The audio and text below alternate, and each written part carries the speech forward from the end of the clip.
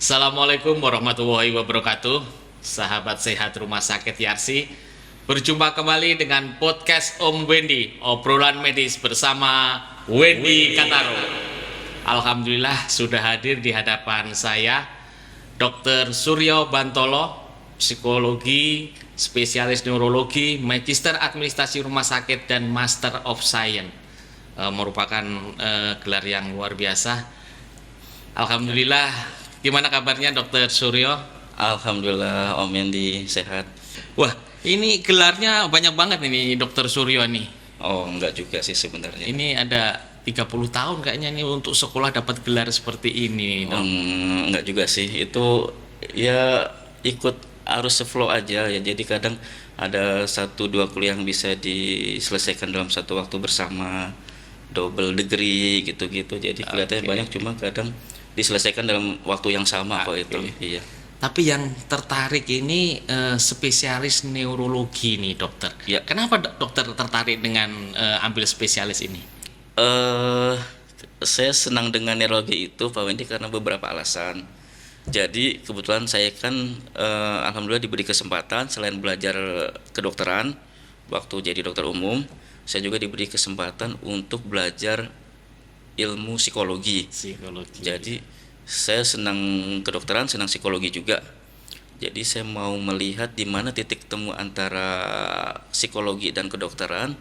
Saya tarik, ternyata titik temunya adalah di neurologi karena pusat semua itu ada di otak kita. Itu mungkin alasan yang paling utama, selain mungkin beberapa alasan yang lain lagi. Seperti waktu saya dulu tugas dokter umum pertama itu di pedalaman Bengkulu, Pak Mendy, di sana. Dokter umum itu ya, Dok ya? Dokter umum, dokter PTT waktu itu, penugasan dari Depkes. Nah, di sana banyak kasus gangguan saraf yang terjadi mendadak, stroke namanya. Nah, dari banyaknya kasus itu saya jadi tertarik untuk mempelajari neurologi, bagaimana supaya kalau ada kasus itu saya bisa menangani lebih maksimal lah, sehingga hasilnya lebih bagus. Kemudian juga termasuk ada orang yang saya kenal lumayan dekat, dulu pernah waktu kuliah mengalami kecelakaan, benturan kepala tuh, trauma kepala yang berat lah, sehingga dia mengalami masalah di sarafnya itu prolong lama, sehingga itu menjadi salah satu motivasi saya juga ya, kalau saya mungkin menemui kasus seperti itu, saya bisa mengobati lebih maksimal lagi sehingga lebih cepat tertangani dan lebih cepat membaik gitu sih. Jadi dari 3 motivasi ini, Dok, kalau diambil satu, yang mana? Yang satu, yang dua, apa yang ketiga? Kayaknya yang ketiga. Ada juga waktu saya dulu alasan lain. Saya ingat waktu saya dulu koas dokter umum, ada senior saya itu lagi ngambil residen neurologi. Itu kok kayaknya hidupnya jadi residen kok fun, yang menyenangkan ya. Bisa dan pembahasan diskusinya itu sesuatu yang menarik tuh. Kenapa kita bisa begini, kenapa kita bisa begitu. Banyak hal yang bisa dijelaskan dari neurologi itu. Sehingga itu juga menjadi alasan saya untuk mengambil neurologi. Tapi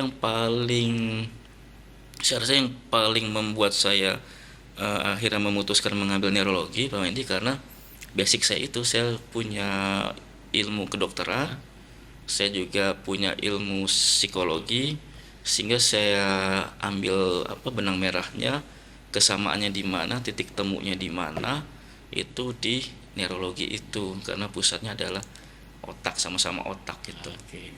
Dokter Suryo, kadang-kadang nih di kehidupan kami sehari-hari ini sering mendapatkan kami itu merasa pusing, Dokter.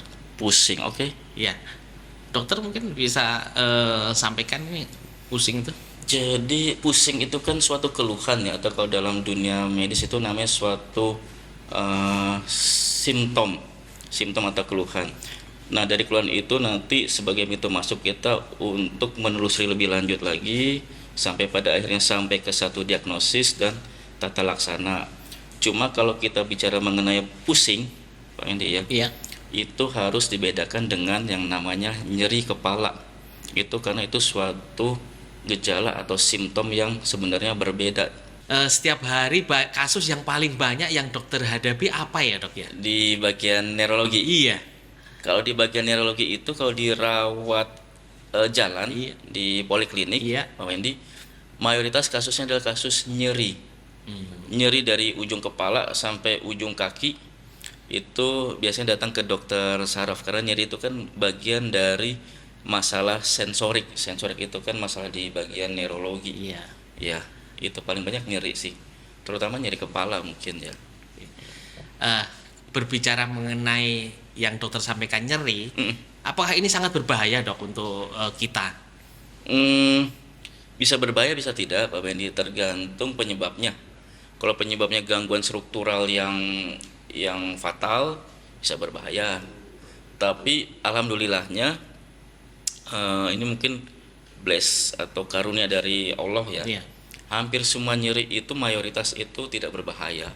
Lebih dari, saya bisa bilang lebih dari 70% itu nyeri itu tidak berbahaya. Cuma sisa yang 30% yang berbahaya. Yang berbahaya itu maksudnya apa? Pertama, membuat resikonya bisa terjadi kecacatan. Kedua, bisa terjadi sampai dengan kehilangan nyawa. Itu nggak banyak sebenarnya. Kebanyakan nyeri-nyeri itu ringan lah kita anggapnya. Artinya dok, kita bisa merasakan itu dok. Oh saya ini nyeri ringan, nyeri kepala, atau bagaimana gitu dari orang ini? Iya, mungkin karena orang awam ya tidak dibekali dengan ilmu mengenai kriteria mana yang bahaya, mana yang tidak, terus membedakan mana yang bahaya, mana yang tidak, mungkin agak susah sih. Cuma paling tidak kalau kita merasakan nyeri, kita bisa mendeskripsikan nyeri itu secara selengkap-lengkapnya. Gitu. Misalnya saya sakit di mana, dari pangkalnya di mana, ujungnya di mana, itu lokasinya tuh. Kemudian sejak kapan, seberapa sering, sekali nyeri itu seberapa lama, itu kita bisa mendeskripsikan parameter waktunya, durasi, frekuensinya. Kemudian seberapa berat intensitasnya itu juga perlu kita deskripsikan. Terus selain sakit kepala atau selain sakit apapun, ada tidak keluhan lain yang kita rasakan, itu namanya gejala penyerta. Kemudian yang penting juga adalah faktor yang membuat nyeri itu lebih ringan apa, faktor yang membuat nyeri itu lebih berat itu apa. Itu informasi yang penting yang membantu kita menentukan nyeri itu bahaya atau tidak. Dokter Suryo, kira-kira apa yang kita bisa lakukan itu dok? Kalau kita mengalami nyeri kepala ya, menurut saya yang paling penting pertama adalah do not panic dulu, jangan panik dulu, jangan panik, terus jangan berpikir yang jauh-jauh dulu, apa kalau sekarang bilang insecure dulu, gak usah insecure dulu, tetap tenang. Apapun itu mungkin sesuatu yang masih bisa diobatin ya. Kalau nyeri kepala yang paling sederhana ya coba minum obat pereda nyeri sederhana yang kita punya, stok yang kita punya tuh, apapun misalnya paracetamol atau apa ya. Kemudian kita perhatikan selain nyeri kepala itu apalagi itu yang kita rasakan. Oke. Gitu. Selain nyeri kepala kita identifikasi tuh ini kita tuh simptom-simptom kita atau gejala-gejala kita apa aja. Nah itu nanti bisa membantu mengarahkan diagnosisnya. Gitu. Itu kalau ada. Tapi yang pertama jangan panik dulu. Tidak semua nyeri kepala itu berbahaya. Biasanya orang tuh nyeri kepala udah panik duluan. Saya nyeri kepala nih, jangan-jangan tumor otak. Itu gara-gara kebanyakan nonton sinetron biasanya itu. Ketika nyeri kepala terus panik, nyerinya akan bertambah tentunya ya dokter. Iya, itu ada, kalau kita bilang itu apa ya, lingkaran setan ya. Jadi nyeri membuat cemas, cemas juga membuat kita semakin sensitif dengan nyeri. Jadi semakin nyeri semakin cemas, semakin cemas semakin nyeri, terus naik terus intensitas nyeri kepalanya menjadi sesuatu yang malah yang awalnya itu sebenarnya bukan hal yang serius Ya. menjadi hal yang intractable, susah disembuhkan. Gitu, biasanya begitu. Oke, dokter Suryo, setelah kita deskripsikan seperti itu, Ya. selanjutnya bagaimana? Informasi itu nanti bisa kita bawa kita bisa informasikan ke tenaga medis yang kita harap bisa membantu kita, bisa ke rumah sakit, ke klinik atau sebagainya. Tapi kalau kita merasa nyeri apapun, obat nyeri apapun yang kita punya, selama itu tidak alergi dan tidak kontraindikasi, boleh dicoba diminum dulu. Itu sebagai penanggulangan pertama. Iya, karena kan paling penting kalau nyeri itu nyerinya hilang dulu. Dulu ada guru saya waktu di Jogja itu profesor nyeri. Prinsipnya dia kalau ada nyeri pukul dulu, urusan belakangan. Artinya hilang nyerinya dulu, selanjutnya kita mau apa-apakan belakangan, yang penting dia jangan nyeri dulu. Saya Gitu. pikir yang nyeri dipukul dulu. Tambah Dok. nyeri nanti. Iya, Jangan. iya. Oke. Iya. Dokter Suryo, Ya. kalau zaman saya kecil tuh, Iya. itu konotasi dengan dokter spesialis saraf itu sama dengan dokter kejiwaan atau pasien-pasien gila. Menurut dokter gimana Oh, ini iya. sekarang? Waktu Pak Wendy kecil ya, mungkin saya juga masih kecil juga sama. Iya benar Pak. Jadi sampai sekarang tuh sering tuh dibilang kalau orang sakit gangguan mental bilang kamu sakit saraf gitu kan. Iya. Sebenarnya itu karena dulu sejarahnya. Jadi kita bicara sejarah ini Iya, jadinya. iya. Zaman dulu kala karena ilmu itu belum berkembang pesat, jadi bagian neurologi, bagian saraf itu bergabung dengan bagian jiwa, bagian psikiatri. Jadi namanya dulu neuropsikiatri karena ilmunya masih mirip-mirip. Iya, iya. Nah, ternyata setelah berkembangnya ilmu ternyata perkembangannya beda. Neurologi berkembang sendiri dengan ilmu-ilmunya sendiri, saraf pusat, saraf tepi dan sebagainya. Kemudian psikiatri juga berkembang sendiri dengan ilmu gangguan jiwanya, kesehatan mentalnya dan sebagainya.